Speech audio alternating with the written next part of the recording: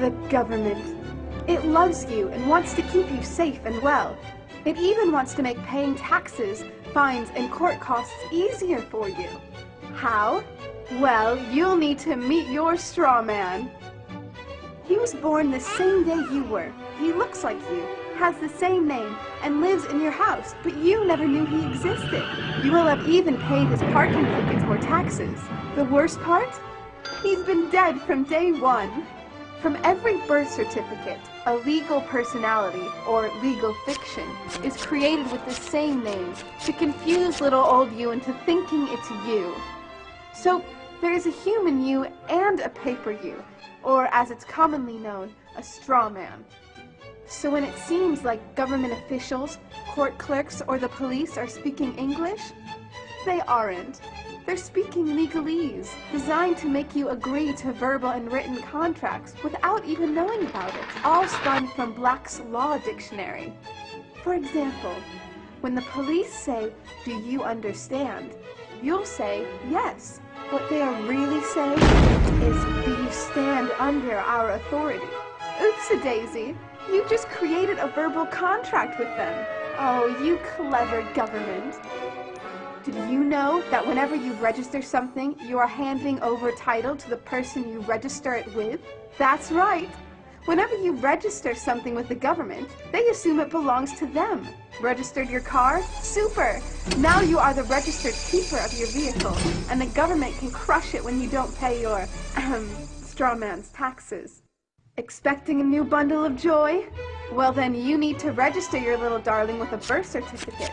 Then they can start the process all over again and create a new straw man for your little one. Isn't that great? So when Junior grows up, he'll be able to generate revenue just like you have. When you notify on your baby by signing the birth certificate, your child becomes a ward of state. And if the government doesn't like what you're doing, they'll assume it's okay to take the child away or make new rules for things they don't like. Not enough school? Smacking your child? Shouting too loudly? Then it's off to social services for the little one.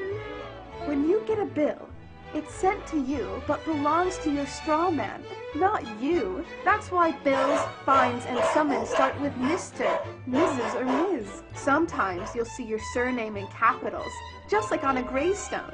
That's because your straw man is dead, and just a silly piece of paper, created before you could comprehend or even consent to it. When you go to court, you represent your straw man. So you, the human, take on any costs, fees, taxes, and fines involved for the straw man. The human you doesn't even need to pay them. But you made a contract with the court by appearing on behalf of your legal personality or straw man, just like the government knew you would. Confused? Well, don't worry. The government doesn't want you to know anyway. If you knew, you'd stop paying things like council tax and parking tickets. Because when you go to court, you are representing your straw man. You are you, alive and made of flesh and blood. Your straw man, or legal personality, is a piece of paper created from your birth certificate. And you think it's you. What a silly Billy. This is a certified true copy of my live statement of birth. You can get this by applying for it at the Registrar General.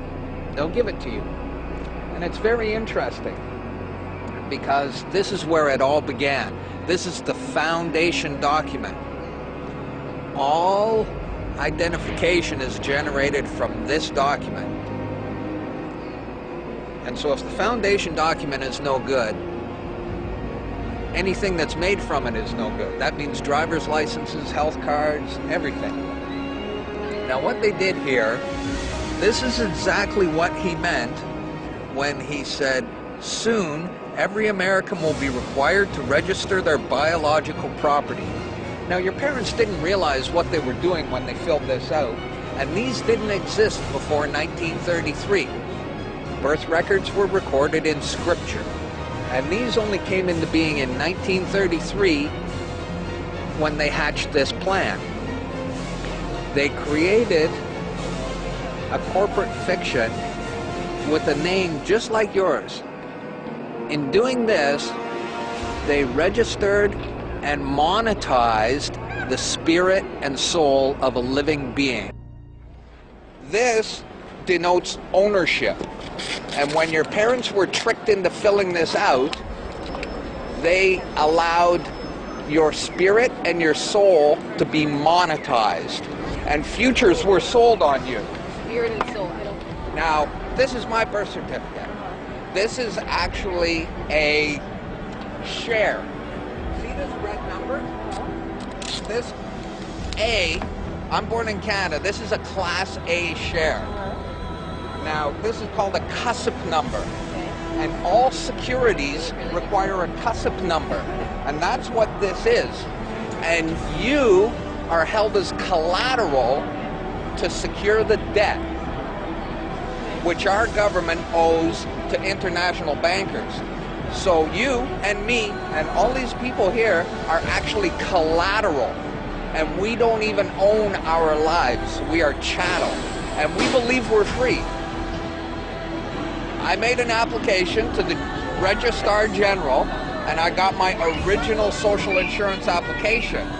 Now, before they sent it to me, they put a little piece of paper over this before they photocopied it, because my friend has his and they didn't block this out, and when you hold it up you see Bank of Canada. It is said that the best slaves are the ones who don't know that they're enslaved, and we all have invisible chains on us and we don't know it. What truth?